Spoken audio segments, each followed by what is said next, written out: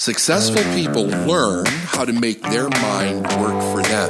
I'm David Nagel, and this is the Successful Mind Podcast.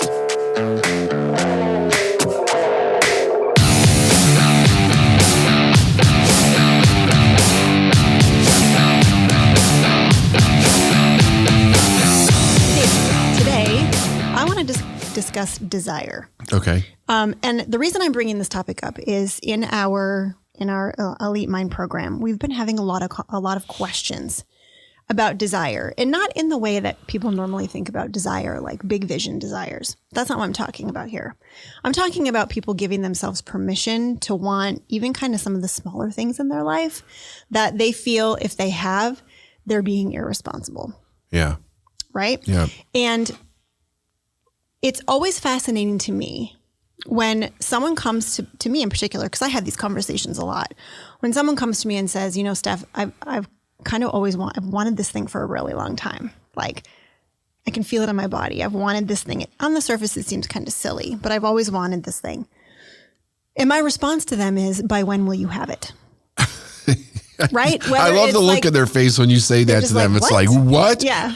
By when will you have it? I did this on a recent huddle too, where someone was like, well, you know, I've been wanting to take this vacation for a really long time, and I've just been putting it off. And, you know, you can justify putting off a decision like that with any kind of excuse you can come up with, right? So my response was, by when are you going to book it? Right? Which then kind of the rubber meets the road. But I don't. Well, you've made a decision at that point. I think it's important to let's just lay that line out there. When you ask them that question, it puts them in the position of having to make a decision. Right. It takes it out of the spin in their head of, well, I don't know if I'm going to have the money for this, and is it irresponsible, and how am I going to manage my team? And I'm like all the noise that happens when you're faced with a decision that really pushes against some of your old values that no longer serve you, so to speak. And then I'm always amazed at what happens when someone actually allows himself to have the thing that they want. It's like the universe expands, right? The universe expands to meet them. It brings more opportunities. And usually those opportunities are totally unrelated to the actual desire. So I think we should start by you talking about, because you're actually the best at this, talking about why that's a thing. Like, I know we've done multiple podcasts on desire. Like, we can tie back to lots of them on, you know, the age-old question of what do you want? But can you talk a little bit about desire in terms of the little things, like the little things that you really want, but maybe you're not allowing yourself to have, and what the ramifications of that are? Yeah, it's an interesting thing. And I learned it in a very interesting way, that it's not because I think that it's not so much the thing that a person wants, it's the reason they're saying yes or no to it that is making the difference. Mm-hmm. So a person might say, I want a new watch. Maybe I want a Rolex. And it's like they want it. They think it's really cool. It'd be awesome for someday they could have it. But then if you were to come in and challenge them on that, immediately they go to, well, this isn't even responsible for me to make this decision. I got into a conversation about that this weekend with first class air travel, actually. But the thing is that it's, why are they thinking about that it's not responsible to make that decision? And you're right about those things. They're usually relatively small things in relation to where it is that they want to go in life. So I had a conversation one time with Bob Proctor, and he said to me, I was really struggling with a decision, and he said to me, it's just a decision. And in my mind, it was something that was huge, and he's going, it's just a decision. Like, so he's shrinking it down, and he's saying, just decide to do it, and it will happen. And when he said that to me, I'm like, I responded to him, I can't, and then a whole series of reasons of why I can't. And he said to me, you have to realize you're always going to get what you need when you need it. And I had never heard him say that before. And I had been working with him for about a year at that point. I had no idea what he was talking about. I didn't believe it. I was like, that's the craziest thing that I ever heard. And really it was coming from this inner dialogue of like, this isn't responsible and I have to do this and I've got all these other commitments and the money could be better used for this or that or whatever. And that was the day I first started to realize that it's like water seeks its own level. You get whatever you open your mind to. Whatever your mind expands to is what you allow in. So the little thing, it's not the size of it. It's the reason why you're buying or not buying. Expands your mind to something bigger. And there have been many things that I went out and bought, and when I bought them, everything opened up. New opportunities opened up. And it was like, it was irrelevant whether I buy it or not. It had nothing to do with business. Absolutely nothing to do with business. I think that's really key, right? I think that's really key because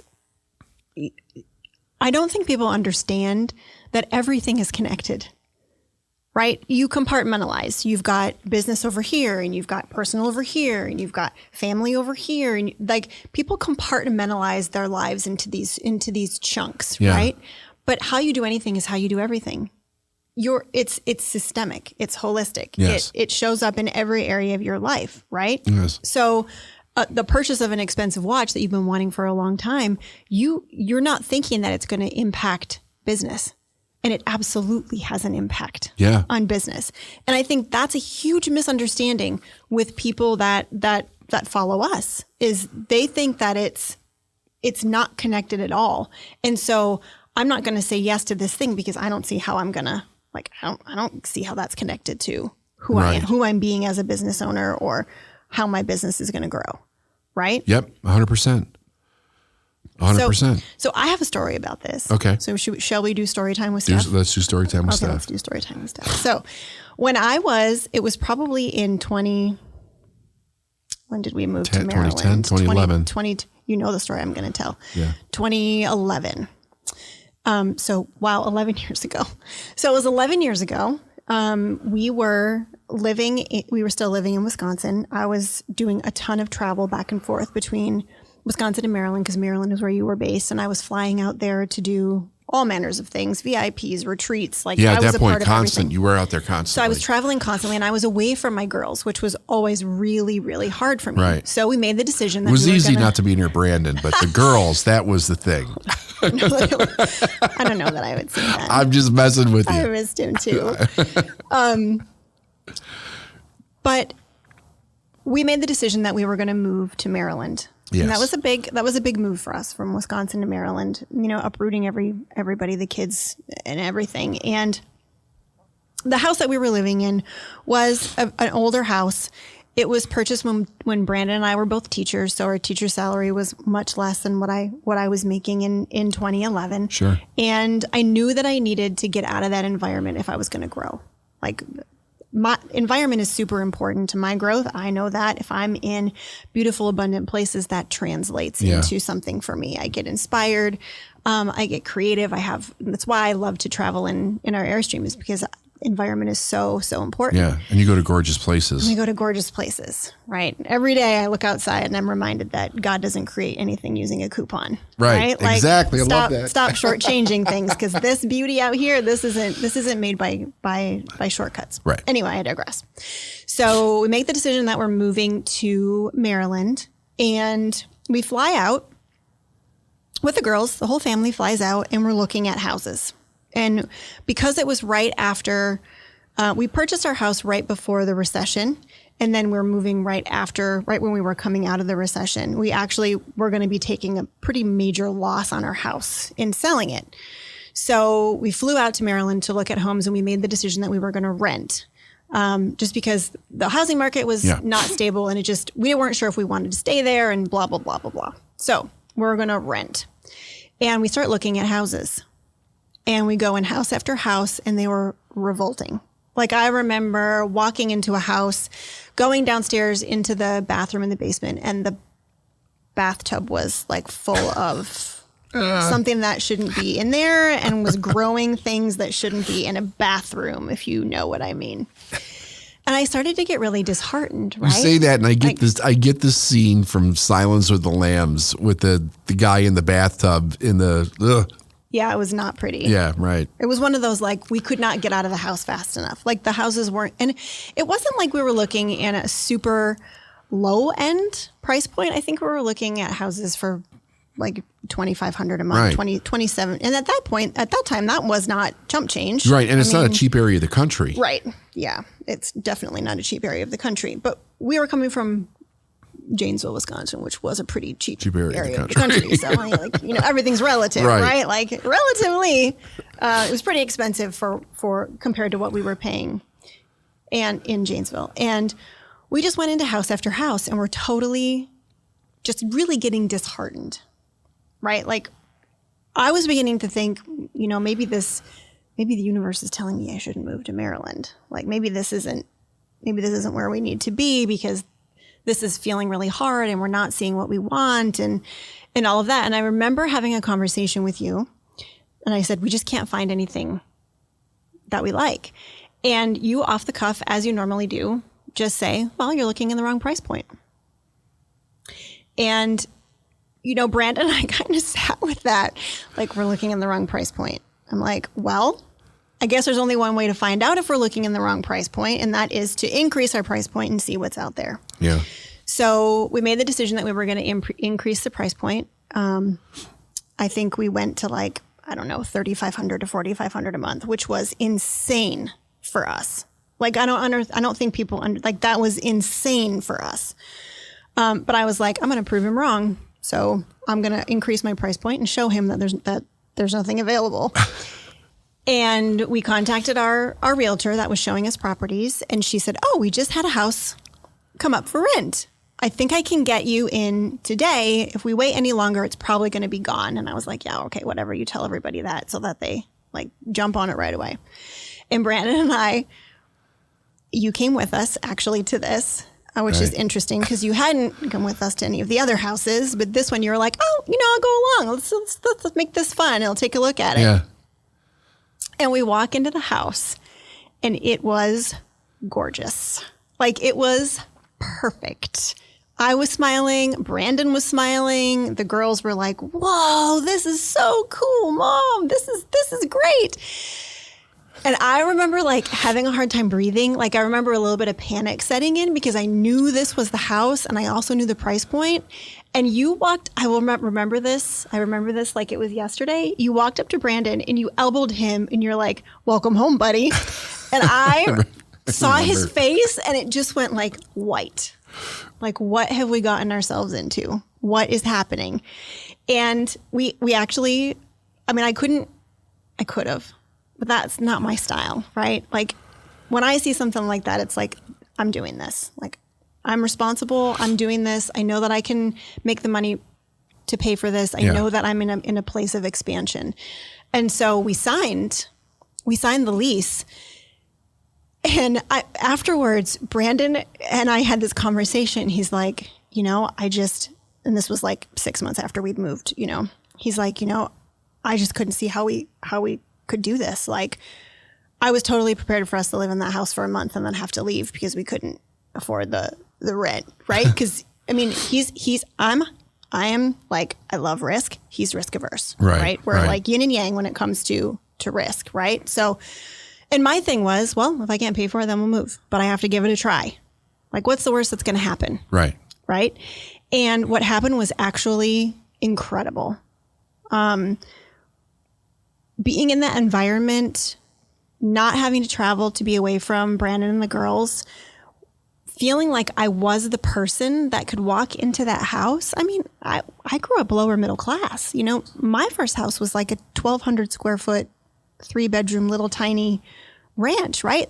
That was the image of myself that I had in my mind at that time. I never imagined that I could live in a house like that and be able to afford it and be able to furnish it for as long as we did. I think we lived there for 2 years before we moved to Savannah. Like that, but everything expanded. Everything expanded. It did. The business grew. My skill level grew. My responsibilities, like, everything expanded. And There's no way that I could have predicted what great things happen because I made that decision. No way at all. So when you look at this from a universal law perspective, right? We know, and you've taught, it's common knowledge for people that understand the laws, is that they're deductive in nature, which means they don't have a mind of their own. Right. The laws are not acting outside of you. They're not coming from some, white bearded man in the sky that's saying you can have this or you can't have this. Right. It's deductive. And with everything that you do, you send a message, which is then returned to you. So when you break this down, me saying yes to living in that house and then also being willing to be responsible for making the money required to sustain in that house sent a very powerful message to the universe. Right? Yep. 100%. You want to talk about how that works? Yeah. Well, like you said, it's deductive in nature. What most people don't know, because we're not raised this way, is that the universe gives us exactly what we ask for. And I know that there's people that are listening to this right now and their guts are just twisting hearing that because they think they're asking for something that they really want. And actually, they're coming from a place of fear about that they're not going to get it. And there's a subtlety there that makes all the difference in the world. Yeah. It comes down to what you said about the decision. When I make the decision to do something for the reason to do it, it's important to point this out. When you made the decision for that house, you made it for the reason of expansion. That was what was behind it. Yes. You were expanding. Yes. You wanted to see what you were capable of. So you were expanding within an area that you hadn't been in before. It required you to grow, to fill that area with your own brilliance and everything that you were doing. So everything that's on the same level gets affected by that. I like to think about it, like for a good visual would be like if a person thinks about a radio frequency. When you make a decision from a different place in your mind, you literally move to a different frequency of thought. And not only do you get the thing that you were thinking about, but you get everything that's on that frequency becomes an option for you as you become aware of it, where you wouldn't even see it or notice it before because you're living at a lower level. And the problem, I think one of the biggest problems with this is that, number one, it sounds crazy AF when you say that to somebody. And on top of it, they have a value system that says don't go there. They're like, that's stupid, right? I mean, it's not like Brandon's risk averse is like he's trying to sabotage something. He had a value system that allowed his family for generations to live and survive where they were, right? There's survival values at various different levels. Like the three of us were all raised with those values. To go against those values seems completely irresponsible. It seems stupid because that's what we were told our whole life. And we have actually no reference point of going, if I actually do something different, here's what's going to happen that's going to be good. The other problem is that there's no way for us to put together in our mind a cause and effect picture of how it's going to happen. Because isn't that what people say? Well, how? How is this going to happen, right? And that's what I was saying before when I worked with Proctor. That's where I was coming from. How is this going to happen? And he changed that paradigm for me by telling me it wasn't based on how. He would say, your job's to decide. God's job is the how. The universe will do the how. You make the decision. Our ability to choose is our greatest power.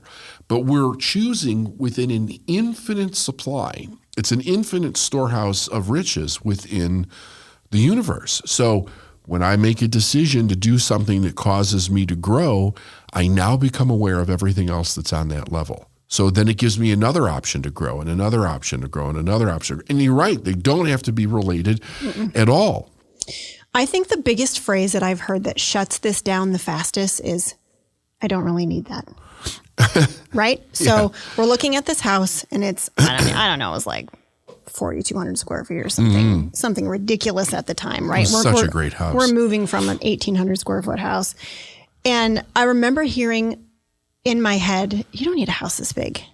You don't need a house this big. And I think that if that phrase could be abolished from thought and language, people would have a much easier time saying yes to the things that they really want. Yeah. And I remember having this conversation with my dad, right? My dad's from a farming background. It was always very much need-based, like very much need-based, right? And I remember, sitting with him in that house, and he was talking about a motorcycle that he wanted to buy. And my dad's really big into motorcycles. Mm-hmm. And he said to me, well, but I don't need something that nice. And I said, it doesn't matter what you need, Dad. It matters what you want. You don't need the shoes that you have on your feet right now. You don't need that exact pair of pants that you're wearing right now. It's about what you want. And I think that we have been so ingrained to downplay our wants that it robs us of experiencing like the joy in life because of that stupid simple saying of, well, I don't really need that. Right. Right. Well, the idea is survival based, right? If you're living for survival, which humans did at one point, that's all they lived for was survival. That would be a pretty accurate statement with some things. We do need this and we don't need that. And the priority is what can we focus on because we can't leverage our own work. If I got to fix the roof on the cabin today, or you got to milk the cow, these are things that need to happen so that we can survive. But now we've moved into a more abundant time, but that word need and how it's been used has traveled on through the generations. And I remember years ago, I was thinking about it and I was like, what's really interesting about this word is it literally sets a financial set point in the minds of a child, because nobody says, here's how much money you should make in order to live this lifestyle. Like a little kid going to their parents and going, Mom, Dad, I would really like to live this way when I grow up. And they sit down with the kid and they go, okay, great. We know something that you want. Let's show this kid how to get this based on cause and effect. No, when the kid says he wants something, they say, you don't need that. Right. And kids come from an abundance, right? They're not scarred yet by the paradigm of their parents. That happens over time. Right. They want 2 swimming pools and they want 5 horses and unicorns. Right? And, yes, I know. Exactly. And it's not just no, and here's the reason why. That would be different. Because if there was a cause and effect reason that they could explain to the child, they would start to build an image of how the world worked in their mind. But the answer is no, you don't need that. You don't need that.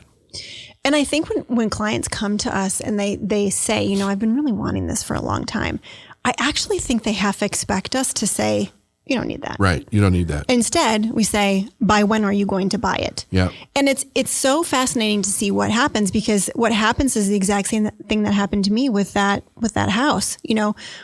We had a client on a huddle one time.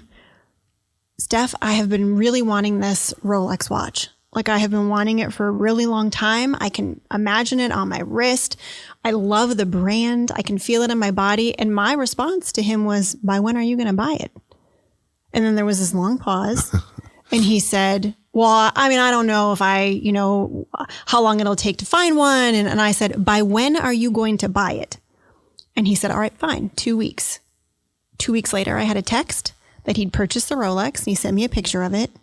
And then he followed that up with the most amazing couple of months of his life. Yeah. In both taking care of himself in terms of self-care and also having the biggest month of sales ever. And that's happened so many times with our clients. Yeah. Booking the trip. Book the trip. It causes an increase in income. It causes you to look at your business different. It causes you to see see your worthiness. You know what's interesting about what you're saying? There's something that's like going through my mind. Yeah. It's very interesting about this.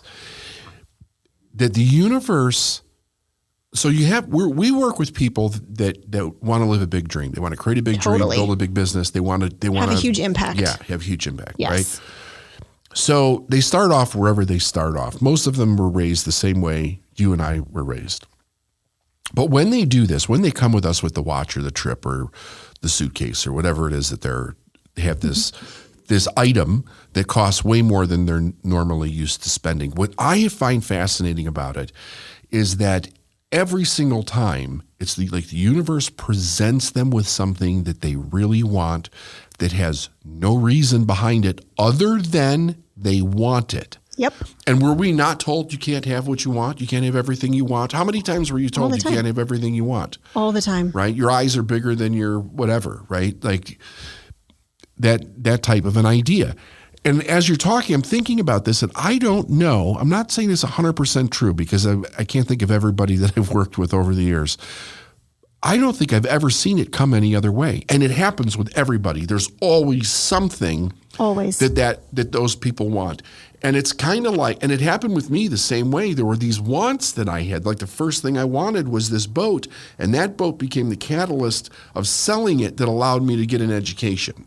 So it was very interesting that these things come in through a door with nothing more based on what you want. And it's almost like the rest of your success is really going to be based on whether you say yes to this or not. Because saying yes to it allows you to see the world in a very different perspective than you saw it before it, right? It's like, it changes you. It totally changes you. It's like going through the looking glass. Now, as a disclaimer, I know that there are people listening that are going, but. Yeah, they're headed to the exotic car store. But. And this is different. This is a different want than someone who has a shopping addiction, right? Than someone who's trying to fill a hole or self-medicate with something. This is something you've wanted for a long time that you can't get out of your mind, that you can feel in your body, that you're just like, I don't know. It would be irresponsible for me to buy this, $15,000 watch. It would be irresponsible for me to pay this much in rent. Right. It would be right. So this isn't the type of want of like, I want all these. How do I explain this better? Help me out here. So here, there's something that goes with this. So you made a couple of statements. There's lots of people that want things. They just want to go out and buy as a way to self-medicate, right? To soothe their anxiety in life. Yes. That's not what this is. Mm-mm. This happens specifically to people with a vision of moving ahead. When you were telling your story about the house, you said, I wanted to see if I could do this. And if I couldn't do it, then we would have to go back to something smaller. So with the house itself, you went in with the intention of being responsible to pay it. Everybody that's come to us with one of these wants, their intention is to pay for it. It's not like they're thinking something magical is going to happen in their life. Yeah. They're actually really what it is they're giving themselves permission to want something just for them, which brings up another value is that you got to put everybody else first in your life. And how selfish for you to buy yourself that expensive watch because you could be spending that on this person and this person and this person. Yeah, but you could put more money away from your kids' education. Yeah, well, and that gets into a whole nother topic of and not or. Yeah. Which might be a podcast for a later time. That's another podcast, yeah. Because that's a whole can of worms in and of itself that we've been, we've been sold. It is. And it is a very confusing one. So we should save that for another podcast. You got it. Okay. So I think we're coming up on time here. So I just want to say to anyone listening, if you're denying yourself something that you've been wanting for a really long time, you're also denying the hidden gifts that lie within that yes. Yep. And if you're willing to do whatever it takes to pay for that thing, then set a date by when you'll have it and follow through. And you'll be amazed at what changes for you. Yep. The universe will bring you a series of things for the rest of your life to say yes or no to. If you say yes to the expansion of each one of what it is that you want, there's nothing that you can't accomplish. Yeah, that's beautiful. I think that's a good place to end. Perfect. All right.